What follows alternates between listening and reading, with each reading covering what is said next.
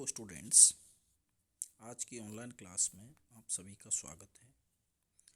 आज हम पढ़ेंगे BSc part third year botany के सेकंड पेपर इकोलॉजी एंड फाइटोजोग्राफी की फोर्थ यूनिट के topic food chains and food web. तो सबसे पहले हम फूड चेन अर्थात खाद्य श्रृंखला के बारे में डिस्कस करते हैं। एक पारिस्थितिक तंत्र में विभिन्न जीव अपने भोजन के लिए एक दूसरे पर निर्भर होते हैं, जिससे भोज्य व भोजक के रूप में एक श्रृंखला बनती है। उसे खाद्य श्रृंखला या फूड चेन कहते हैं, जिसमें ऊर्जा का प्रवाह एक से दूसरे स्टेप में या पोषक स्तर में होता है। सूर्य ऊर्जा का प्राथमिक स्रोत है। हरे पौधे प्रकाश संश्लेषी क्रिया द्वारा सौर ऊर्जा को स्थितिज ऊर्जा में बदलकर संचित करते हैं। इन्हें स्वयंपोषी या प्रोड्यूसर या उत्पादक कहते हैं। वे जंतु जो उत्पादकों से ऊर्जा प्राप्त करते हैं, उन्हें शाकाहारी या प्राथमिक उपभोक्ता कहते हैं। वे प्राणी जो प्राथमिक उपभोक्ता का भक्षण करके ऊर्जा प्राप्त करते हैं, उन्हें द्वितीयक उपभोक्ता या प्राथमिक मांसाहारी कहते हैं। जो द्वितीयक उपभोक्ता से ऊर्जा प्राप्त करते हैं, उन्हें द्वितीयक मांसाहारी या शिखर उपभोक्ता या टॉप कंज्यूमर्स कहते हैं। इस प्रकार एक खाद्य श्रृंखला का निर्माण होता है, जिसके प्रत्येक पद में ऊर्जा का वास होता है। जैसा हम आरेखीय डायग्राम में देख रहे हैं, सूर्य सोलर एनर्जी मिलती है, प्रोड्यूसर उसको यूज करते हैं। प्रोड्यूसर को प्राथमिक उपभोक्ता शाकाहारी यूज करता है, फिर द्वितीयक उपभोक्ता, फिर तृतीयक उपभोक्ता या टॉप कंज्यूमर्स।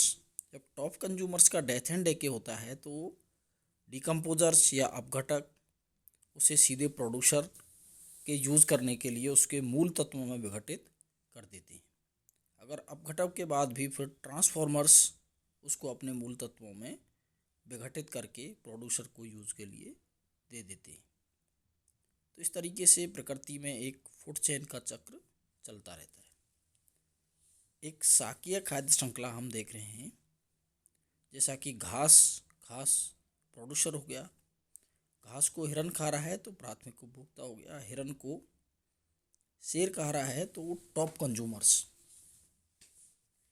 इस तरीके से जलीय खाद्य श्रृंखला है।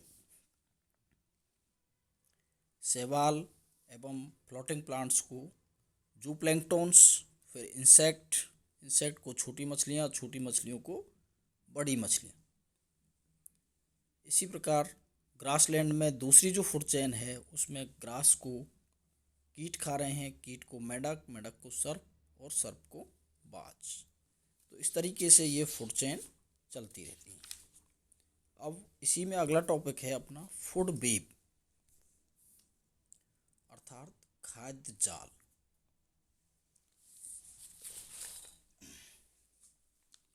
खाद्य जाल में हम देखते हैं प्रकृति में फूड चेन का क्रम रेखीय नहीं होता, बल्कि खाद्य श्रृंखला में पाए जाने वाले जीवों के मध्य हमेशा एक पारिस्थितिक संबंध पाया जाता है। अर्थात एक जीव अधिक पोषक स्तरों के जीवों से अपने भोजन आपूर्ति कर सकता है। प्रत्येक इकोसिस्टम में एक से अधिक खाद्य श्रृंखला होती हैं तथा खाद्य श्रृंखला के विभिन्न पोषक स्तरों पर उपस्थित जीवों में एक जटिल संबंध पाया जाता है।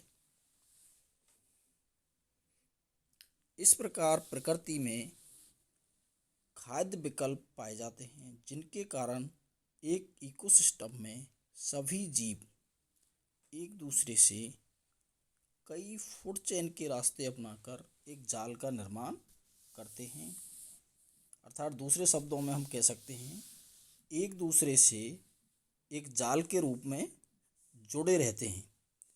समुदाय के इस जाल को फूड वेब या खाद्य जाल कहते हैं। फॉर एग्जाम्पल, घास स्थल में घास को चूहे भी खा सकते हैं, पशु या खरगोश भी खा सकता है, चूहों को सर्प भी खा सकते हैं और बाज भी। इस प्रकार बाज प्रत्यक्ष और अप्रत्यक्ष रूप से चूहों को अपना भोजन बना सकता है।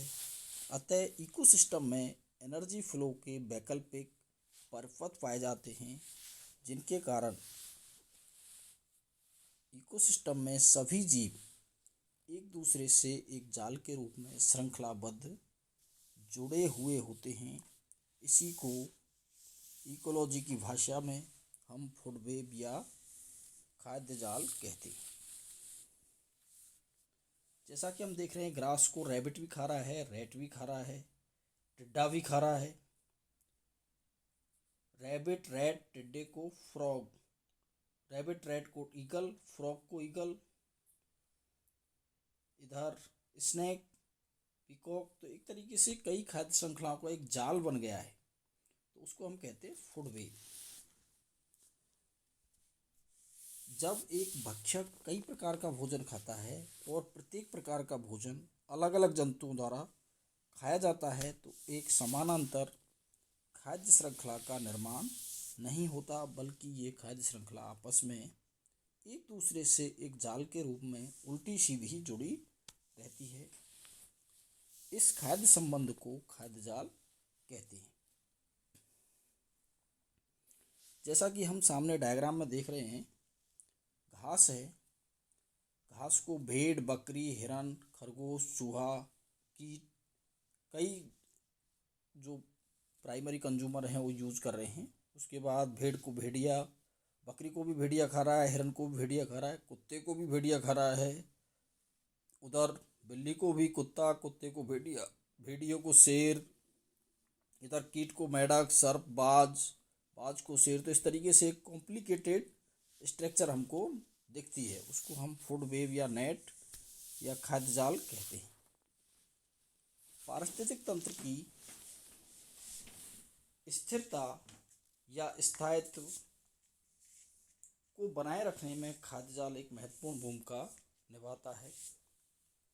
फॉर एग्जाम्पल, किसी इकोसिस्टम में अचानक किसी प्रथम उपभोक्ता जैसे खरगोश की संख्या कम होने पर दूसरे प्रथम श्रेणी के उपभोक्ता जैसे चूहों की संख्या अधिक हो जाती है, जिससे द्वितीय श्रेणी के उपभोक्ता चूहों का अधिक सेवन करेंगे, जिनसे उनकी संख्या कम हो जाएगी। इस प्रकार प्रथम श्रेणी के पूर्व उपभोक्ता खरगोश अपनी संख्या में वृद्धि कर लेते हैं। इस प्रकार वह इकोसिस्टम अधिक स्थायी होता है जिसमें एनर्जी फ्लो के वैकल्पिक पथ अधिक होंगे। Factors affecting food web. खाद्य जाल को 3 कारक प्रभावित कर सकते हैं।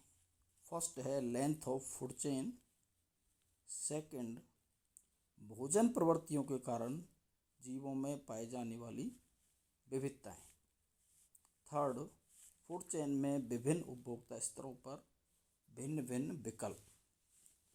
तो इस प्रकार हमने फूड चेन और फूड वेब दोनों को पढ़ा। दोनों ही टॉपिक एक दूसरे से कोरिलेटेड हैं, तो मैं समझता हूँ कि दोनों ही आपके अच्छी तरह से समझ में आ गए होंगे। और अगले नेक्स्ट टॉपिक के लिए नेक्स्ट वीडियो देखते रहिएगा, लाइक एंड सब्सक्राइब करते रहिएगा। धन्यवाद।